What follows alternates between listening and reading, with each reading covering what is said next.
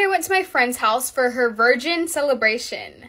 I don't really know what that's about, but her parents have this tradition of throwing a virgin celebration if their daughter is a virgin for a whole year.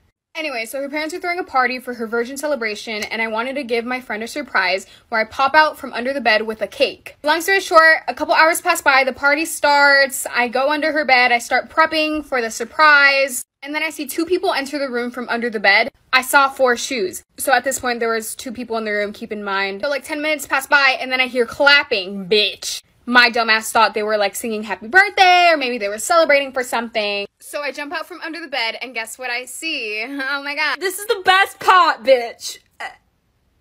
I see my friend getting railed by her cousin. I didn't know what to say, so I looked at his peepee and I said, it's so small. We're not friends anymore.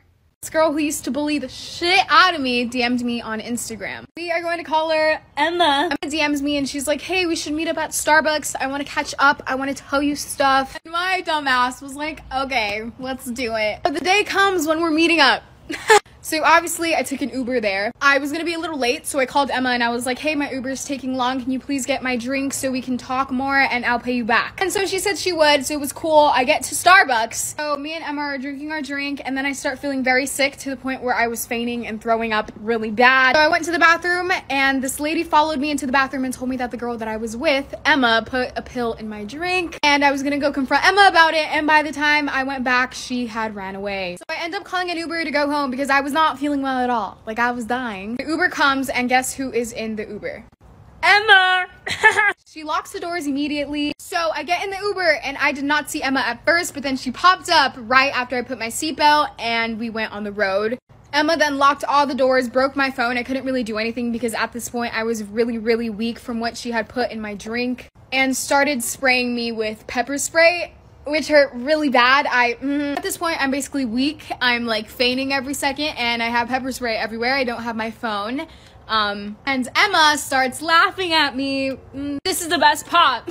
So she ends up dropping me off at an alley in the middle of nowhere that was like 2 hours from my house. I found this out because someone ended up driving by the alley and they asked me if I needed help, and then they helped me, and I contacted my parents and the police. Obviously, the police got Emma, but I am not allowed to say more about Emma other than this story. But yeah, don't meet up with your bullies, or at least the crazy ones.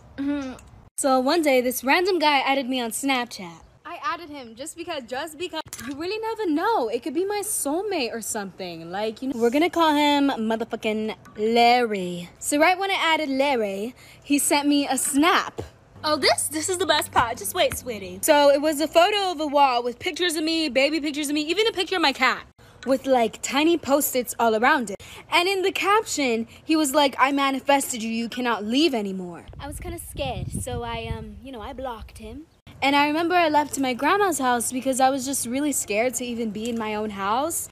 And so the next morning of me staying at my grandma's house, we got mailed this like big box with like confetti in it, and there was this envelope, and I remember the envelope was like, hey, it's Larry, I told you cannot leave. And my family's number was there, our address was there, and a bottle of pepper spray. So like about a week ago, this random user started tagging me, and they were saying that I won a giveaway or something.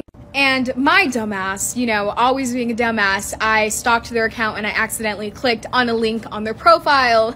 Obviously left the link very fast because I did not want a virus on my phone, but I ended up getting something way worse. So after I left the link, I started getting really weird text messages that were saying, I know everything about you, this is your address, this is your age, and whatever. Along with that, they kept calling like at 3:30 in the morning every day. So I blocked them because that was very freaky. So after I blocked this number, I realized that someone was constantly throwing random objects in my yard, like band-aids and like safety kits. I was very confused. I didn't know if it was my friends pranking me or if it was this number that knew all of my information now.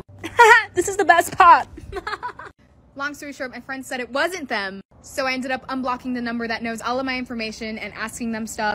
So after all of this sus stuff starts happening, I decided to unblock the number that knew all of my personal information, and I texted them because if it wasn't my friends pranking me, it was probably them since they now had my address and knew everything about me. I unblocked the number and I texted them and I told them What's your problem? What do you want with me? Why do you even have my personal records? I answered in like a second, which was really weird because that never happens to me, but okay. So the number answered and they basically told me they wanted $50,000 in return or else they will sell my identity and I will no longer be anyone in this world. So keep in mind, the way that this account tracked me down was that they tagged me in a photo and I accidentally clicked the link in their profile. So I went back to their profile and their profile picture was a picture of me that I've never posted anywhere. So at this point, I was very freaking scared and I told my parents and they told the cops and the FBI